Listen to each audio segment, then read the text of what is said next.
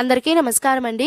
ఈరోజు వీడియోలో 2024 సంవత్సరంలో మొట్టమొదటి సూర్యగ్రహణం ఎప్పుడు వచ్చింది, పట్టు విడుపు సమయాలు, అలానే ఈ గ్రహణం ప్రపంచవ్యాప్తంగా ఏ ఏ దేశాలలో కనిపిస్తుంది, మన భారతదేశంలో కనిపిస్తుందా లేదా, గ్రహణ నియమాలు పాటించాలా వద్దా, గర్భిణీ స్త్రీలు నియమాలు పాటించాలా వద్దా, పూర్తి సమాచారంతో వీడియో అనేది అందిస్తున్నానండి. వీడియోని మాత్రం స్కిప్ చేయకుండా చూడండి.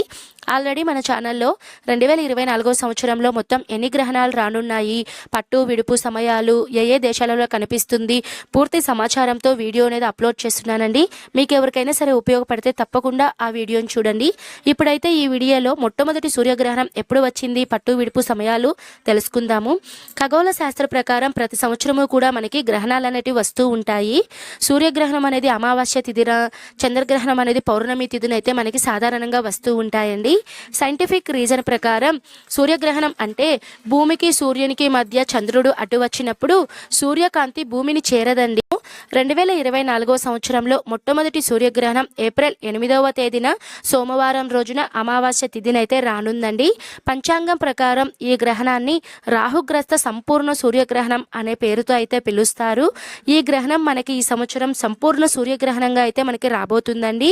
ఈ గ్రహణం భారతదేశ కాలమాన ప్రకారం పట్టు విడుపు సమయాలు తెలుసుకుందాం. ఇప్పుడు పట్టు సమయం వచ్చేసి 8వ తేదీన సోమవారం రోజు రాత్రి 9:12 పట్టు సమయం అండి.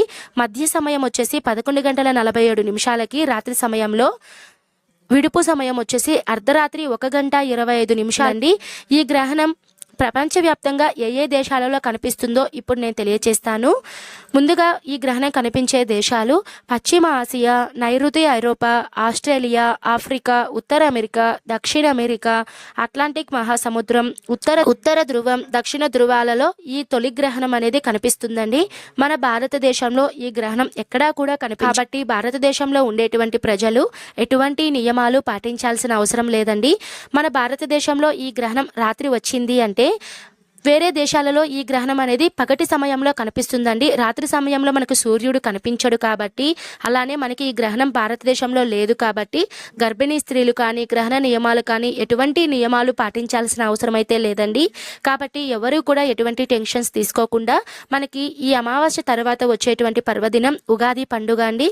ఈ అమావాస్య రోజున మీరు ఇంటిని శుభ్రం చేసుకొని, అలానే పూజా మందిరంని, పూజా సామాగ్రిని సిద్ధం చేసుకొని, ఉగాది రోజున కొత్త సంవత్సరం మనము క్రోధినామ సంవత్సరంలోకి అడుగు పెడుతున్నామండి. ఈ కొత్త సంవత్సరం కారణంగా మీరు ఇంట్లో మీ ఇంటి దేవుడిని మీరు ప్రశాంతంగా మీరు పూజ అనేది చేసుకోవచ్చండి. గ్రహణ నియమాల మీద ఎటువంటి టెన్షన్స్ పెట్టుకోకండి, ఎందుకంటే ఈ గ్రహణం అయితే భారతదేశంలో లేదు. ఈ గ్రహణం ఏ ఏ దేశాలలో కనిపిస్తుందో ఆ దేశ ప్రజలు ఖచ్చితంగా గ్రహణ నియమాలు అయితే పాటించాలండి. ఈ దేశాలలో కనుక మన భారతీయులు కనుక ఎవరైనా ఉంటే మీరు గ్రహణ నియమాలు తప్పకుండా పాటించాలండి. గర్భిణీ స్త్రీలు కనుక ఈ దేశాలలో కనుక మన ఇండియన్స్ కనుక ఎవరైనా గర్భిణీ స్త్రీలు సూర్యగ్రహణం అప్పుడు ఎలాంటి నియమాలు పాటించాలి, ఎలాంటి పనులు చేయకూడదు, పూర్తి సమాచారంతో నేను మీకు మరో వీడియో అనేది అందిస్తానండి. ఈ వీడియో అనేది తప్పకుండా మీ అందరికీ ఉపయోగపడుతుంది అని నేను అనుకుంటున్నాను. తప్పకుండా మీకు ఉపయోగపడితే ఒక లైక్ అనేది చేయండి. నేను మరో మంచి వీడియోతో మీ ముందుంటాను.